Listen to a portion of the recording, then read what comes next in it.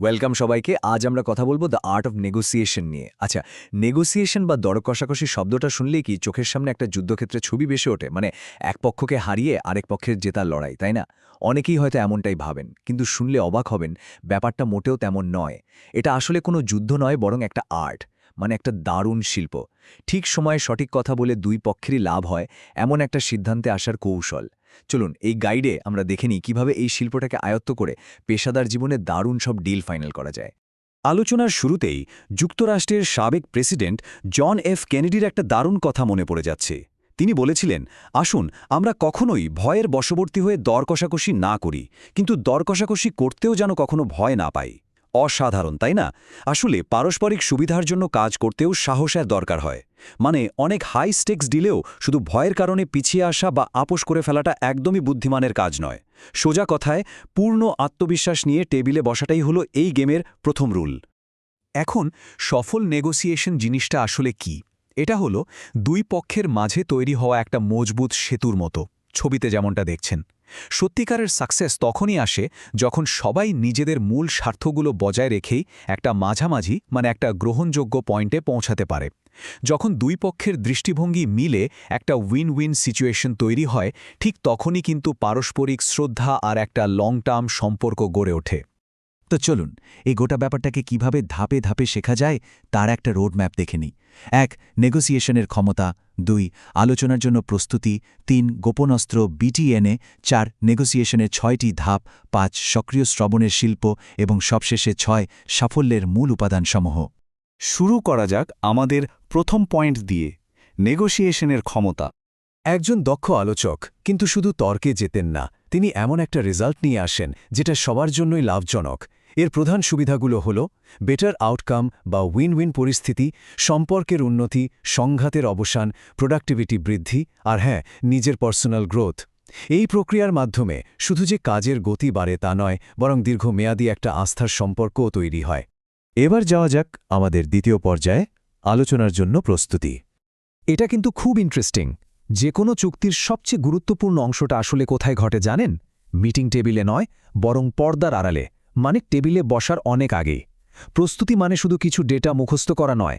আসলে ভুল বললাম, শুধু ইন্টারনেট ঘেটে কিছু তথ্য বের করাই শেষ কথা নয়। একদম প্রোঅ্যাক্টিভ হয়ে প্রতিপক্ষের ব্যাকগ্রাউন্ড, বাজারের বর্তমান অবস্থা, এসব নিয়ে একটা শক্ত হোমওয়ার্ক করতে হয়। লক্ষ্য কী হবে সেটা নিয়ে একটা ফ্লেক্সিবল প্ল্যান থাকতে হয়, যাতে দরকারে কৌশল বদলানো যায়। আর এবার আসছি সেই জায়গায় যেটার জন্য সবাই অপেক্ষা করে থাকেন, আমাদের গোপন অস্ত্র, ব্যাটনা। আচ্ছা, একবার ভাবা যাক তো, সব প্রস্তুতি নেওয়ার পরেও যদি আলোচনাটা ফেল করে, তখন কি হবে? এই ছোট্ট প্রশ্নটাই হলো যে কোনো সফল নেগোসিয়েটরের সবচেয়ে বড় সেফগার্ড। মানে তারা কখনোই এমন কোনো চুক্তিতে সই করবেন না যেটা তাদের নিজেদের জন্যই ক্ষতিকর। কিন্তু প্রশ্ন হলো, তারা এটা করেন কিভাবে? এর ম্যাজিকটা লুকিয়ে আছে এই ব্যাটনাতে। মানে চুক্তি না হলে সবচেয়ে ভালো বিকল্প কি হতে পারে সেটা আগে থেকেই ঠিক করে রাখা। একটু সময় নিয়ে বিষয়টা বোঝা যাক। যদি আগে থেকেই জানা থাকে যে এই চুক্তিটা না হলেও হাতে আর একটা দারুণ অপশন আছে, তাহলে কেউ কি মরিয়া হয়ে কোনো খারাপ চুক্তিতে রাজি হবে? কখনোই না। একটা ক্লিয়ার ব্যাটনা থাকা মানে হলো যে কোনো মুহূর্তে ঘুরে দাঁড়ানোর ক্ষমতা থাকা। এটাই চূড়ান্ত ঢাল। চলুন এবার ধাপে ধাপে দেখা যাক কিভাবে একটা ডিল আসলেই তৈরি হয়। নেগোসিয়েশনের ৬টি ধাপ। এখন এই স্লাইডের সবচেয়ে ইন্টারেস্টিং ব্যাপার হলো এই যে বাঁকানো তীরের গ্রাফিকটা দেখছেন। এটা কিন্তু খুব সুন্দরভাবে বুঝিয়ে দিচ্ছে যে পুরো প্রসেসটা কোনো বিচ্ছিন্ন ঘটনা নয়, বরং এটা একটা কন্টিনিউয়াস ফ্লো বা গতিশীল টাইমলাইন। একটা ধাপ পার হয়ে কিভাবে চুক্তির চূড়ান্ত গন্তব্যের দিকে এগিয়ে যেতে হয় তার একটা পারফেক্ট মেন্টাল ম্যাপ এটা। তো ধাপগুলো কি? প্রথমেই আসে প্রস্তুতি ও পরিকল্পনা। এরপর উদ্বোধন বা ওপেনিংয়ের মাধ্যমে আলোচনার একটা পরিবেশ তৈরি করা হয়। তৃতীয় ধাপে উভয় পক্ষ নিজেদের তথ্য আর দৃষ্টিভঙ্গি শেয়ার করে। চতুর্থ ধাপটি হলো আসল খেলা, মানে বার্গেনিং বা দর কষাকষি। এখানেই পারস্পরিক ছাড় দিয়ে একটা সমঝোতায় আসতে হয়। পঞ্চম ধাপে চুক্তি চূড়ান্ত হয় বা ক্লোজিং টানা হয়। আর একদম শেষে ষষ্ঠ ধাপে আসে চুক্তির বাস্তবায়ন। মনে রাখতে হবে, আলোচনা অনেক সময় ডাইনামিক হতে পারে, দরকার হলে আগের ধাপে ফিরে গিয়েও কাজ করতে হতে পারে, কিন্তু ফ্রেমওয়ার্ক এটাই। আর এই পুরো ফ্রেমওয়ার্কটাকে সাকসেসফুল করার একটা সিক্রেট সস আছে। সেটা হলো সক্রিয় শ্রবণের শিল্প বা আর্ট অফ অ্যাক্টিভ লিসনিং। শুনুন, শুধু কথা শোনা আর অ্যাক্টিভলি শোনার মধ্যে কিন্তু আকাশ পাতাল তফাত। একটা হলো শুধু শব্দগুলো কানে আসা, আর অন্যটা হলো পুরো মনোযোগ দিয়ে বোঝা। মানে প্রতিপক্ষের আসল উদ্দেশ্য কি, তাদের বডি ল্যাঙ্গুয়েজ কি বলছে, এসব নন ভার্বাল সংকেতগুলো খেয়াল করা। আসলে মানুষ মুখে যা বলে তার চেয়েও অনেক বেশি কিছু বুঝিয়ে দেয় তার বডি ল্যাঙ্গুয়েজ দিয়ে। এই সূক্ষ্ম ব্যাপারগুলো ধরতে পারলেই কিন্তু সত্যিকারের একটা মিউচুয়াল ট্রাস্ট বা পারস্পরিক বিশ্বাস তৈরি হয়।